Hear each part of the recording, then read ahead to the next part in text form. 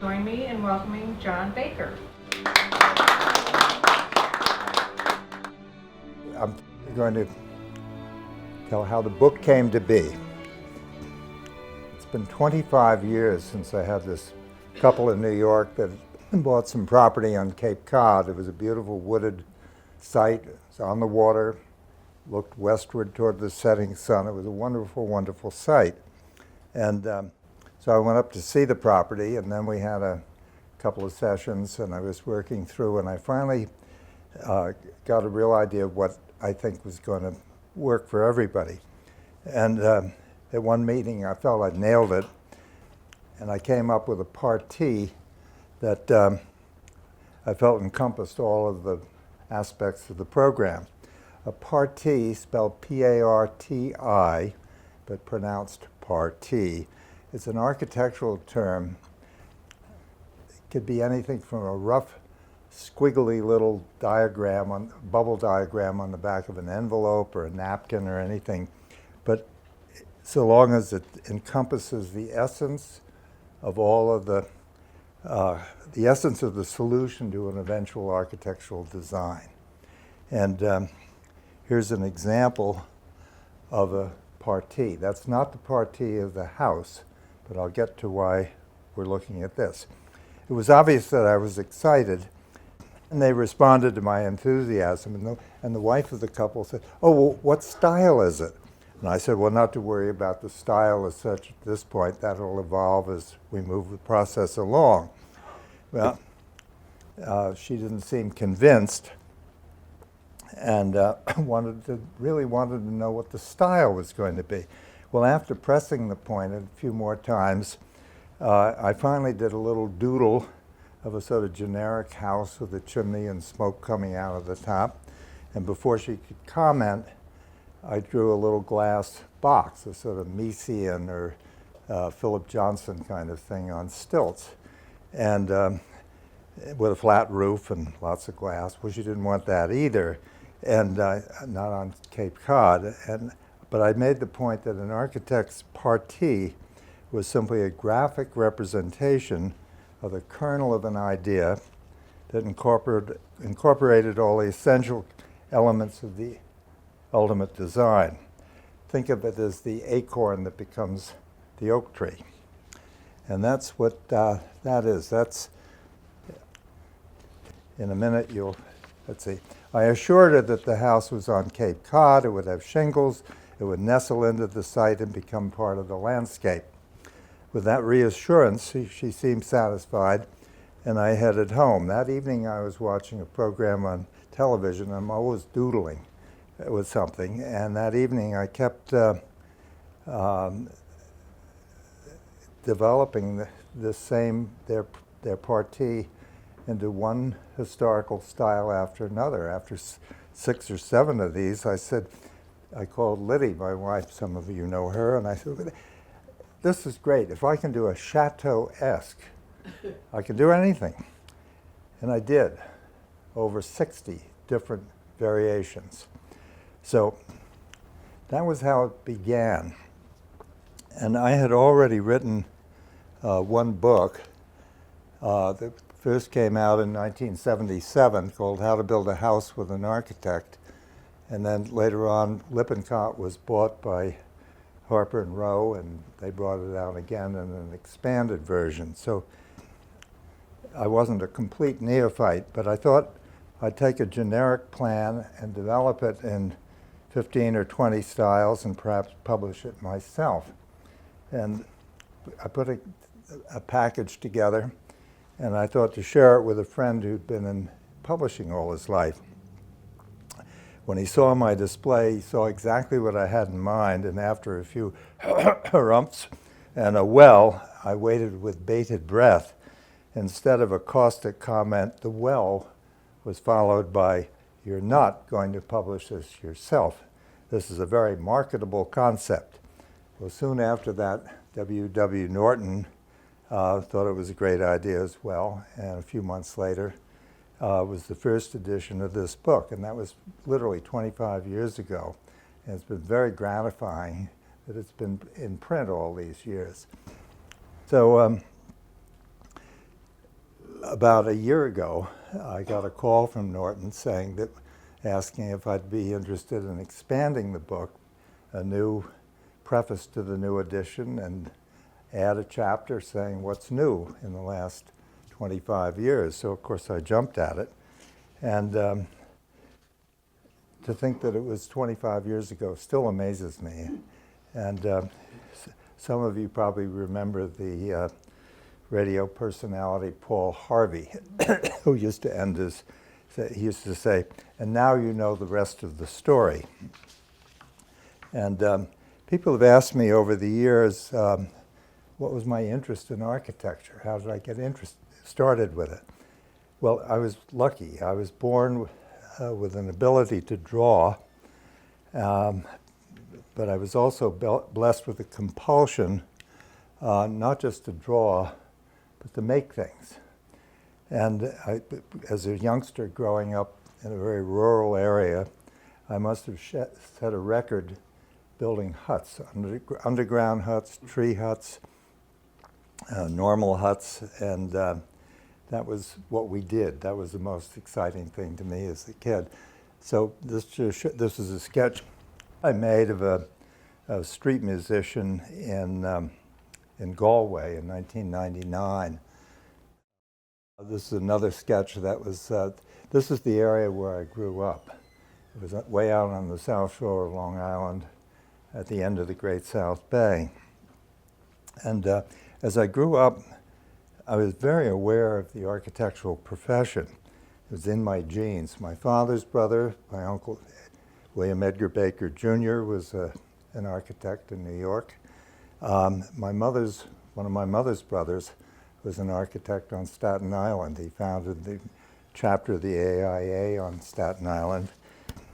I had a great uncle, my grandfather, younger brother James Barnes Baker, practiced architecture in New York, and there are a couple of his buildings are city landmarks today. The Chamber of Commerce building down on Liberty Street and the United Charities building, there are two of them.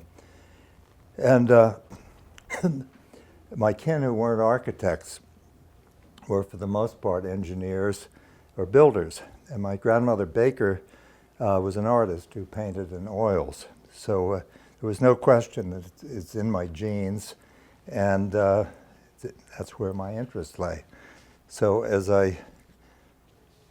these were the two slides showing that this ability to draw.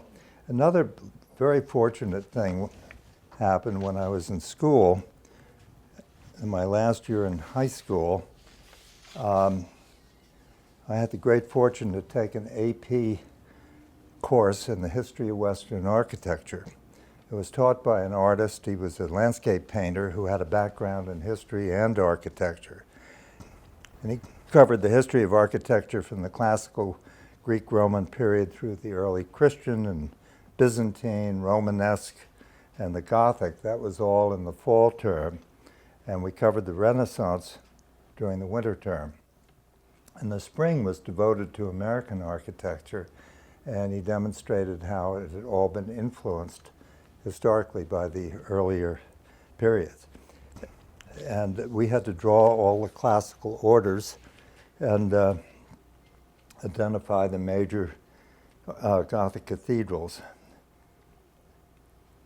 I still have my two loose-leaf notebooks, and I treasure them. They were defining influence on my life, really.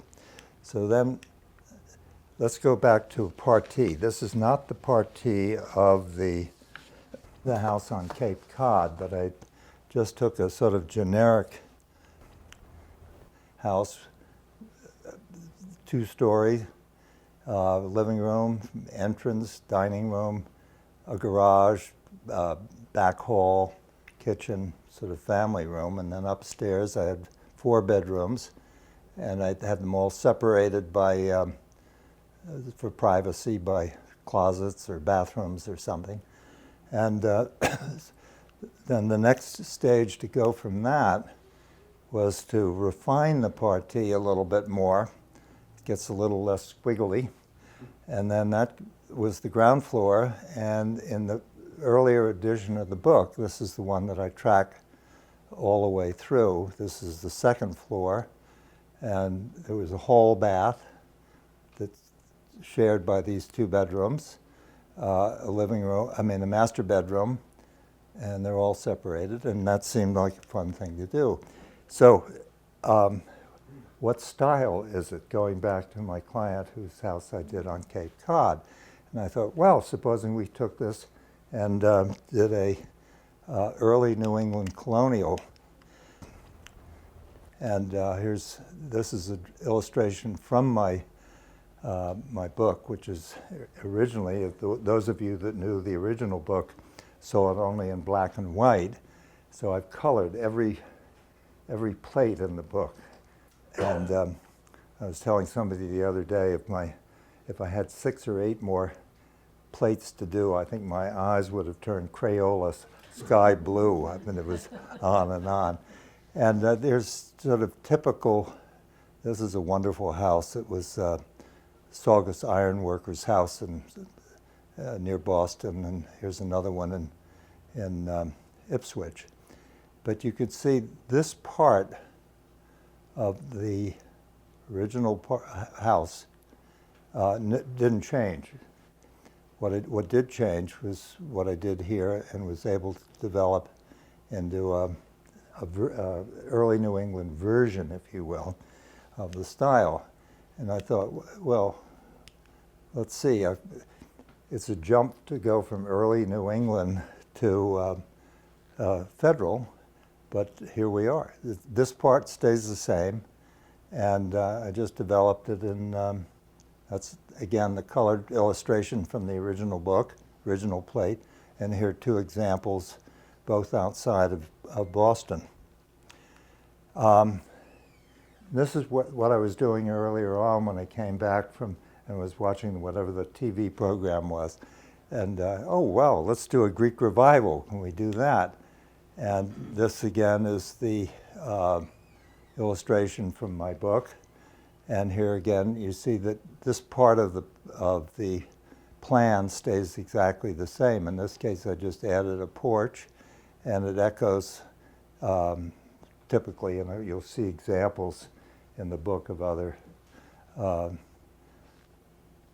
examples of the Greek revival. And then this is, again, totally different. This is an Italian villa, and this is a house in Ridgefield, and it's fun. I always envied people who were bird watchers, and you go along with them, and suddenly they get all excited, and you hear a tweet somewhere, and it's a rosy-breasted pushover or something like that. And so this is again the example from my book. And this is the Morse house. This is a very substantial masonry house in Portland, Maine. And this I discovered about a month ago. It's on a little side street in Sharon. And it's on the way down to the hospital somewhere. But it's the tower that's the giveaway. But you can see, again, this is all the same. And with the partie, I just monkeyed with that a little bit. And it was about the equivalent of this period that I said, if I can do a chateau-esque, I can do anything. So this is probably the most famous chateau-esque building in North America. It was built for George Washington Vanderbilt, and Richard Morris Hunt was the architect. So what did I do? Came up with this. And I went on from there, and of course I had a pretty good sense of an interest in historical periods of architecture. But I thought, if I'm going to publish this and I'm going to put it in a book, I really have a lot of homework to do, so that anything I drew, I wanted to be absolutely sure that it was accurate. And I feel confident that my interpretation of this same little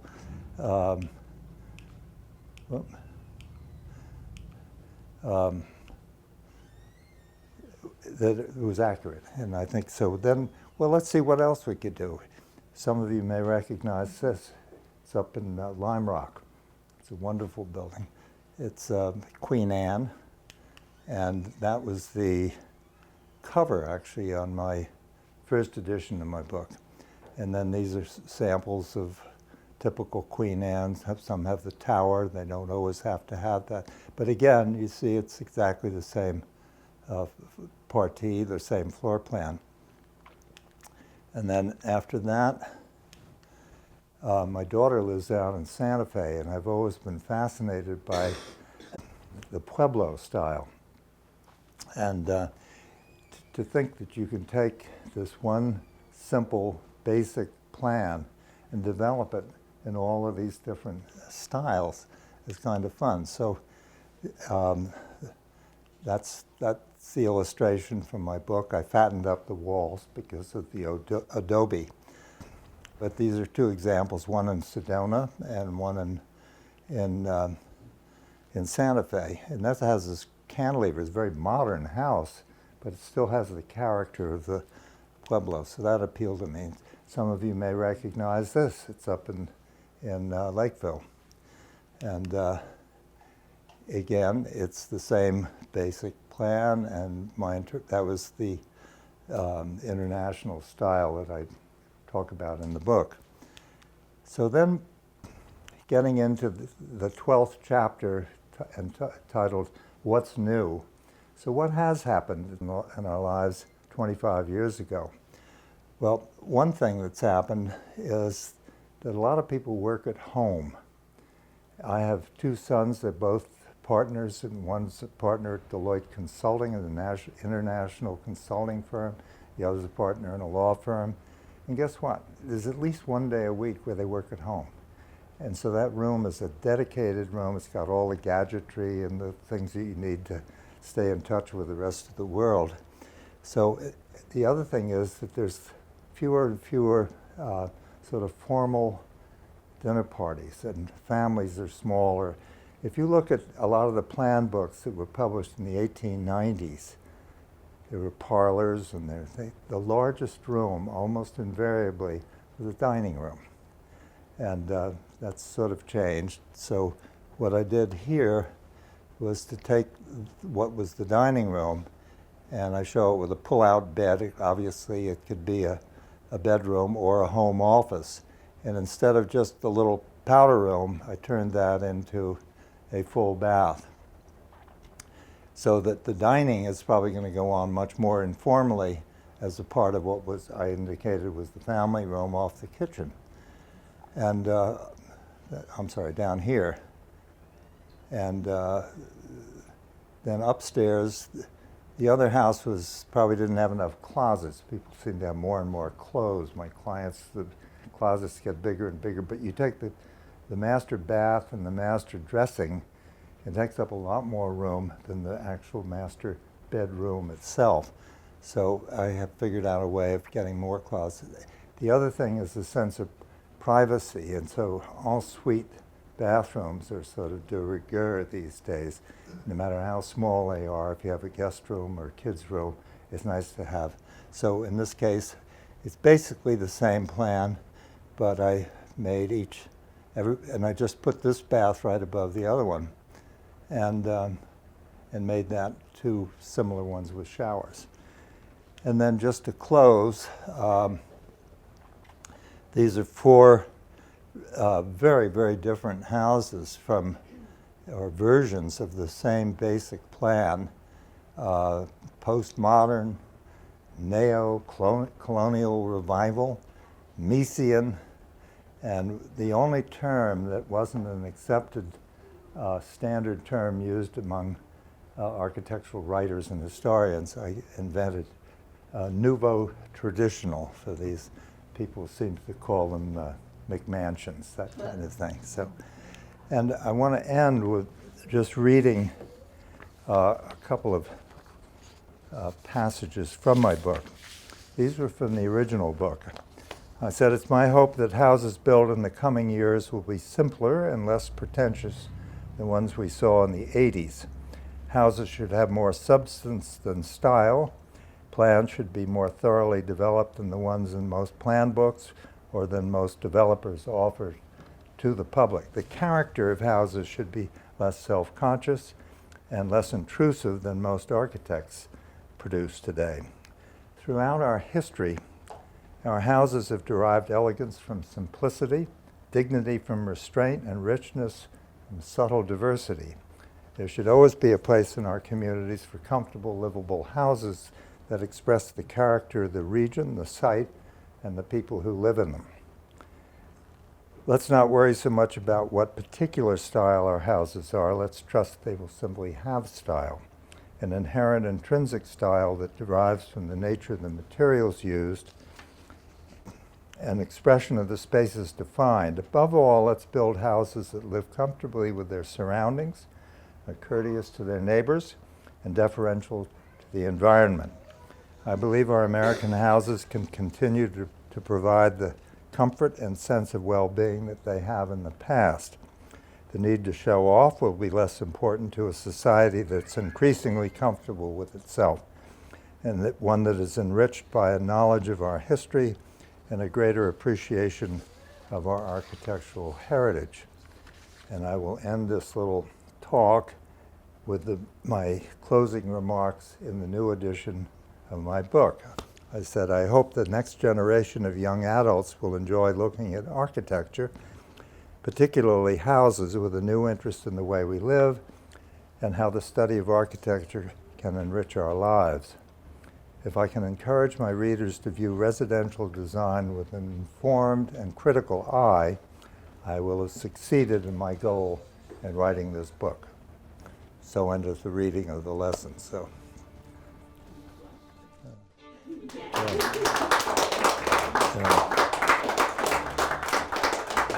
Thank you.